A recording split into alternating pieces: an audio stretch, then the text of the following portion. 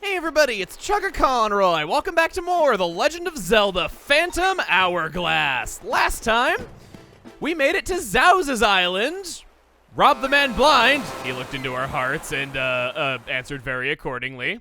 Was not disappointed by that. And then we went to Bannon Island, or Wayfaring Island, as the only man who lives there calls it, so I guess he has the right to name his own private island. I certainly would like to think that you have the right to name your own private island. We also got into fishing, a feature that's in some Zelda games, but not others. But it was in this one, and pretty sizable at that. And we caught every single fish there was to catch, except for the true final one. We're saving that for whenever it just happens to show up on our map. This time, we got more of the Northwestern Sea to explore, including the masked ship, as it was called on the map screen. This only spawns in under very specific circumstances. It's not rare, but instead based on the system clock. It spawns between 10 a.m. and midnight if it's Monday through Friday, or 10 a.m. to noon on the weekends. Oh, welcome! I don't think we've met before. Nope. But I know all about you, and I closed up shop in 7 days. Liquidation sale. Nothing caught your eye? Just tap the item you're interested in. Oh, you must have me confused with someone else. My name is, Masked. Masked Ship. Did you not see the sign out front? He sells a heart container for 1,500 rupees. And I can buy this now. I'm not gonna lie, that's very tempting. The red potion is 80 rupees, same as normal, same as another fellow that I know who also sails the seas and has a shop. Good thing, 500 rupees. This is a, courage gem, which we picked up one of. I don't want to buy that because we're not within range of being able to get 10 of them. You have a ship part. Ooh, a stone hull. Wow, 150 rupees for a hull. That's a steal, actually. Then you have a Goron Amber. Oh my gosh, what do I do? What do I do here? This is not a choice I was expected to be given. I want to just let it sink in how long I was fishing for. I had 900 rupees at the start of the last episode. We were out there for so long that just from killing the enemies when going from fish to fish, I got 1,500.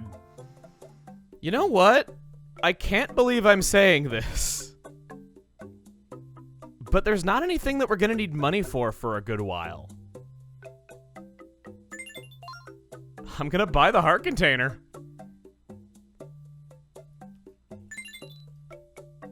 Yay, going broke! Increased our life by 1 and nothing else. Oh, thank you! Is there anything else you're interested in? Bye! Come again. Thank you, sir. I'm very, very happy. Don't worry what he says about liquidation sale. That just means that his shop inventory is going to rotate, so he's not going to have the same ship part, for instance, in a few days. Doesn't mean that you can miss out on collectibles. No, stop. No, I don't want to go in there. I was trying to rotate the camera. There's the touch control not working occasionally. It happens to the best of us. But, yeah.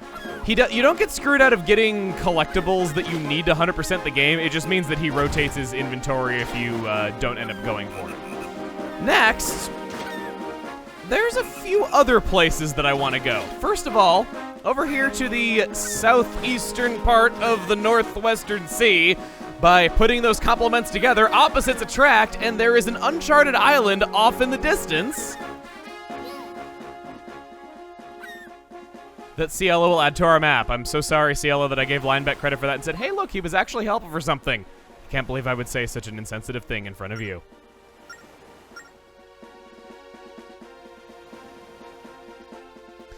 I guess while we're on the topic of Ciela, with her having Navi's voice clips and all that, it's not an uncommon thing, especially within Nintendo, for whatever tutorial NPC of the week to be given the name Navi in the internal files before a true name and character is settled on.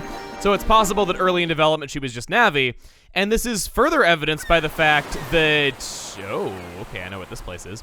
This is further evidenced by the fact that in any official artwork she's depicted as blue, whereas in the game she's white.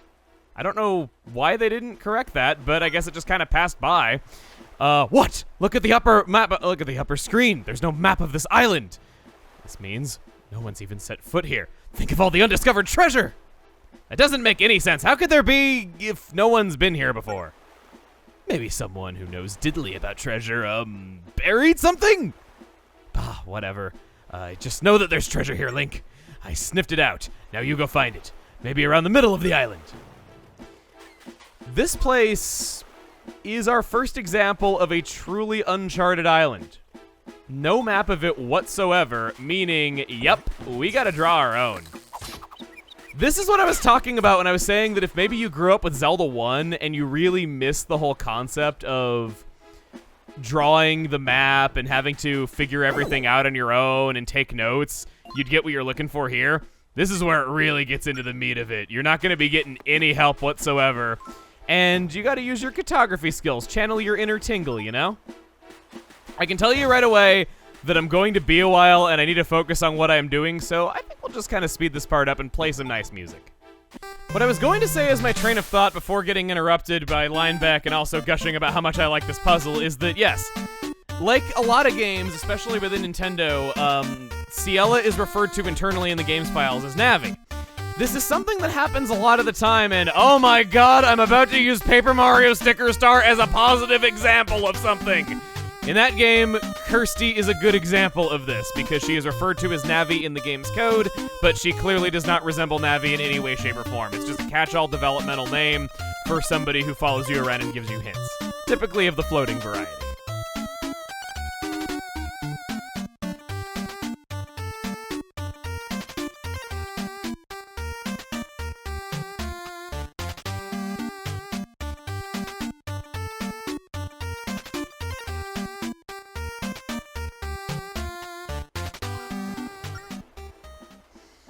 On this isle, a golden chief dwells who can harness the power of sea cyclones. At his request, I am here to prevent just anyone from entering his chamber. You must prove yourself by hitting 4 of my buddies in a very specific order. But to figure out the order, you must solve our island's enormous riddle. Ready to listen? The order is very specific. Okay then, I'm going to say it! It steers with a rudder, and then makes spray. And third, it paddles, then sees away. Steers with a rudder. Did you know there are gold frogs around the sea that can kick up cyclones? Then make spray. Did you know there are 6 golden frogs stationed around the entire sea? And third, it paddles. Boing!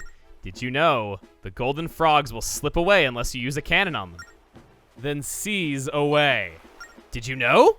You can fly to a variety of spots using cyclones. So convenient. Not that it matters to us, really. I mean, you're not only a rock, but you also look like Wario. That's 2 fronts you're not very mobile on. Ouch, that was kind of mean. I mean, they do. I mean, they got the nose and the mustache thing going on. They just are if Wario was a Cyclops. Have you tried tracing the island's shape on your map, the whole shore, and more? That will help you riddle through the order, which you must find my buddies. Yes, I know.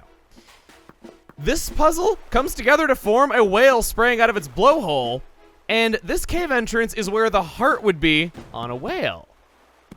How interesting. I think I want to use my boomerang a little bit just to kind of look around this room. I recall there being something. Aha!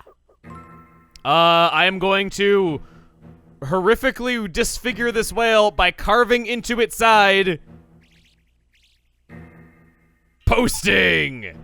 Was correct in remembering there was something here, but I will be so happy the day that those wounds finally heal and I no longer have to have this whale be disfigured knowing that I did it. But it was for saving the world. I must. The eye sees something valuable. It's hidden underneath its statue. But deep within the catacombs,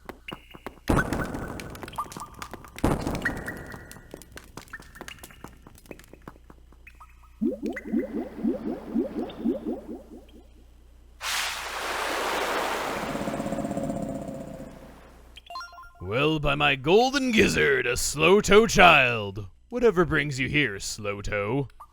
You stand in the presence of Golden Chief Silos. I'm so fantastic, I'm the only frog hereabouts who leaps by cyclone. Slick, eh?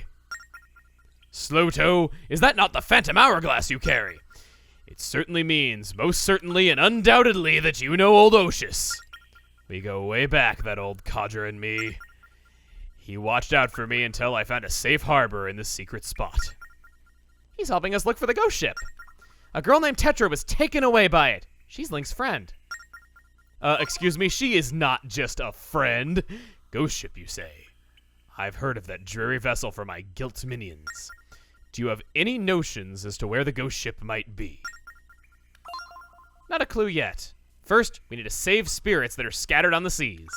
Ah, but the sea must seem very vast for beings such as yourselves. Vastly vast. Let me help you with a gift, Link.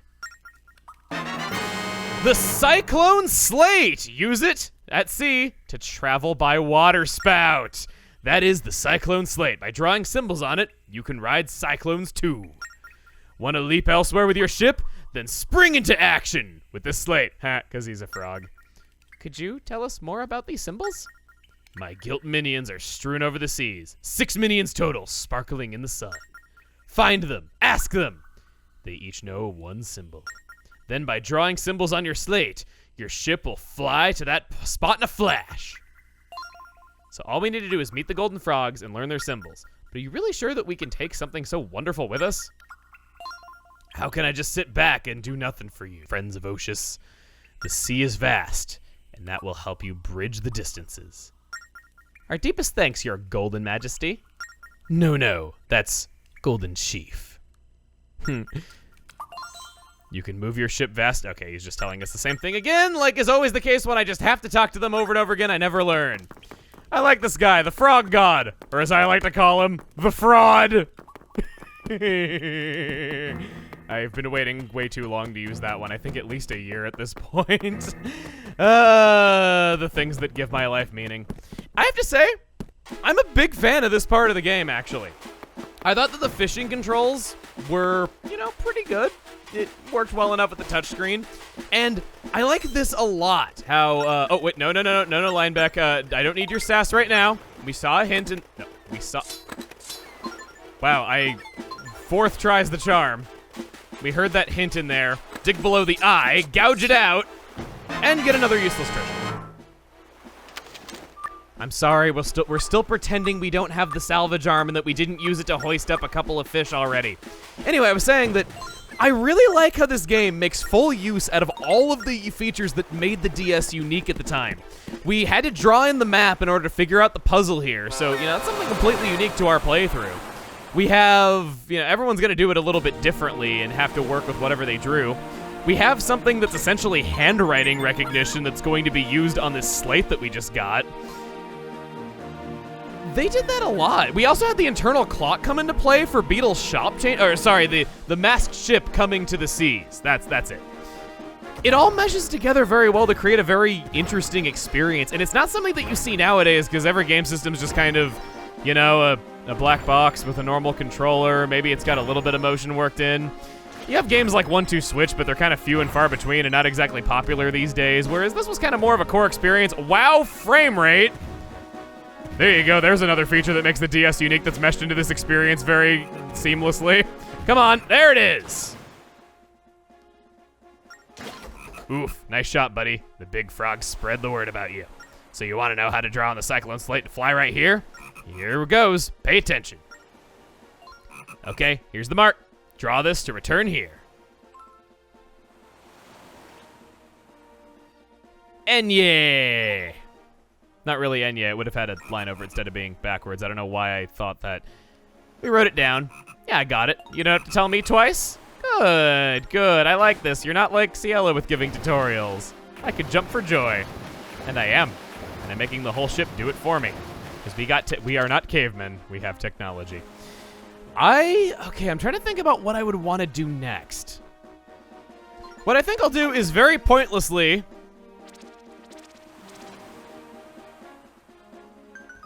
abuse my magical powers just because it looks cool.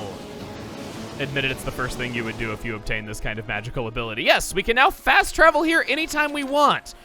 As a little side note, the Cyclone Slate is a little bit more polished in the English version than in the Japanese version. And no, that doesn't mean that it's shinier in our version. It means that in Japan, there was no exit animation where you descended from a cyclone. It just simply rode you up into a cyclone, faded to white, and then you appeared wherever it was you teleported. It's a little bit more cohesive. We saw a golden frog in the Southwestern Sea as well, but I don't recommend going back there quite yet. There's not really anything for you there right now. We haven't gotten new items that are specific to opening anything over there, and it's just kind of a long way back and all that. Well, I guess maybe not really a long way back now that we have the fast travel, though, so never mind. That doesn't really make any sense. What I am saying is it's not overly important that you go check it out right away. Next, there's a traveling ship that is down here, and I've said that it's a good rule of thumb whenever you get to a new area of the ocean to go check out the traveling ship, which is exactly why I've waited this long to go check it out. Doesn't that look a tad familiar? We must go reclaim what is ours. This doesn't even remotely look like it did on the map. Say, I can't help but notice you're dressed exactly like me. You didn't even open your eyes. Are you a fan of mine? Ah, don't get me wrong, it doesn't surprise me in the least to meet a fan. I traveled the world on my Prince of Red Lion ship to save all things from evil. Yes, you heard me right. I'm what you would call a hero. So, do you want my autograph? Nah. Don't act tough. You do want an autograph, right? Don't act tough. You do want an autograph, right? Don't act tough. You do want an autograph, right? Don't act tough. You do want an autograph, right? Don't act tough. You did. Okay, fine. Oh no, I'm afraid I've run out of autograph paper. So very sorry. I know this can't take place of my autograph, but, well, based on the way you're dressed, I'm quite sure you're an admirer. Don't worry, I understand. I'll make you my apprentice. A hero's apprentice. What more could a fan hope for? Not much. Very good. It's decided then. What's your name, kid? Link, huh? Link, you are now a hero's apprentice. Ahem. Study and learn the dashing ways of the hero, and remember to stay cool. Say, my faithful apprentice Link, want me to train you in the art of swordsmanship? Very well, you and I will meet in battle. I'll check to see how much skill you have. Hacha! Come at me with your finest moves, my young apprentice. I'm just saying yes out of pity at this point. Owie! That didn't count. I went too easy on you, but I won't do it again. Let us fight. That's it. Let's leave it at that for today. Your skills will never improve if you overdo it. I must admit that the fact that you made contact a total of 1 times, that's an appropriate skill level for the apprentice of a hero. Keep at it, my apprentice Link. Put your hand out for a second. A Goron Amber! Could be trash, could be treasure. A gift in honor of the sweat and tears that you shed in battle. It's nothing big, but it might come in handy at a later time. Keyword might. This is very weird. In order to continue this, we need to leave, and I guess not really draw a path. We can just tap on it again and go back in. Oh, it's you. And how are you? Want me to train you in the art of swordsmanship?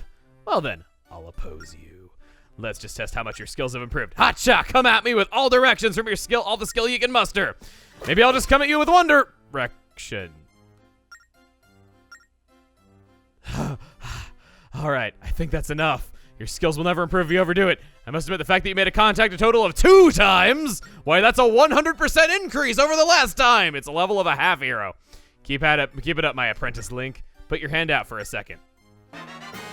A pearl necklace. I don't think we found one of these, but yep, it's another treasure. You guessed it, we have to leave and come back yet again. Time to go again. Seriously?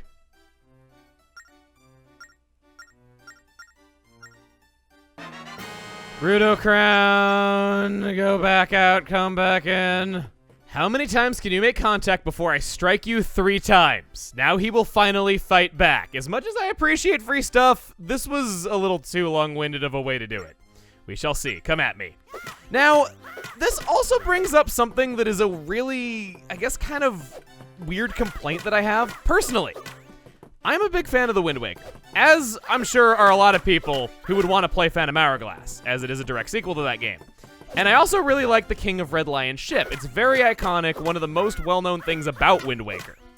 And this is clearly a reference to that, yet... Wow, okay, I'm doing atrociously. Maybe I shouldn't be talking and playing and saying this, though. The thing that bugs me, though, is that Link still had the King of Red Lion ship, at least the boat, at the end of Wind Waker. And yet, it's not in this game at all. He's not sailing in it at the beginning next to Tetra's ship or anything. He's just on Tetra's ship, and it's never brought up again in a meaningful way. And you can say all sorts of things, like maybe he treasured it because it was such a good symbol of his last adventure that maybe it's just a memento that he keeps if it's safe and would never want to sail on it again. But I find it so odd that such an iconic thing doesn't really come up in a meaningful way, and all they do with it is just go, haha, isn't it funny that this guy like Link has a ship that looks comedically like it? And it's never acknowledged. I kind of wish that it was. I get that Linebeck has his own boat, and we wouldn't really have much reason to have Linebeck in the story if Link had his own boat, but they could have at least acknowledged it in some way. I do more sit-ups than that before I'm even awake. You should be able to hit me at least 100 times. Yeah, this guy is known for being very tedious. A lot of people get annoyed at him and think that he's way too hard. But if you just get into a rhythm, and I find that poking is definitely a lot better than slashing with him because it just takes a lot less time.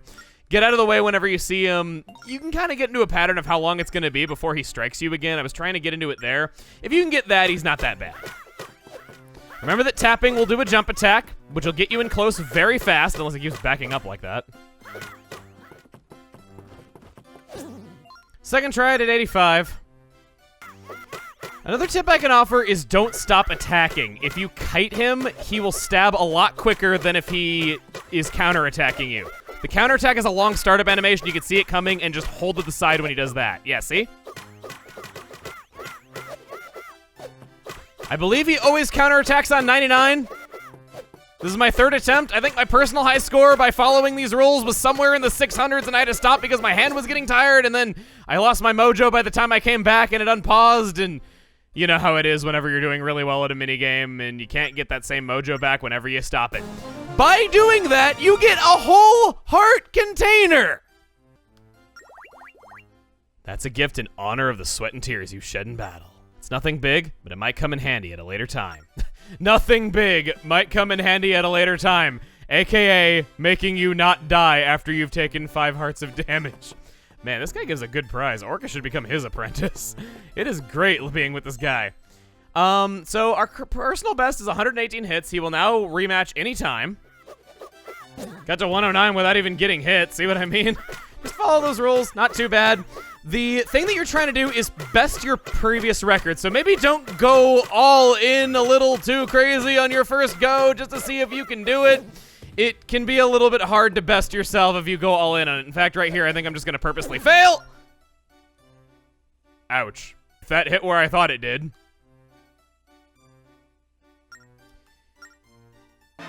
He'll give a random treasure every single time that you best your record.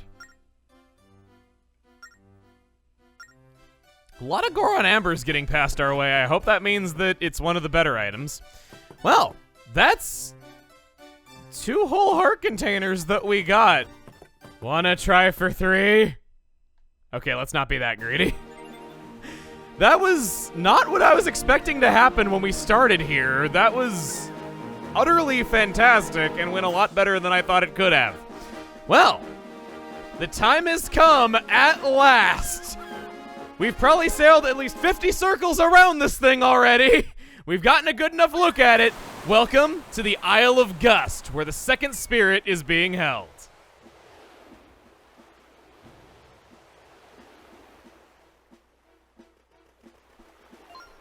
Whew, we finally made it to the island.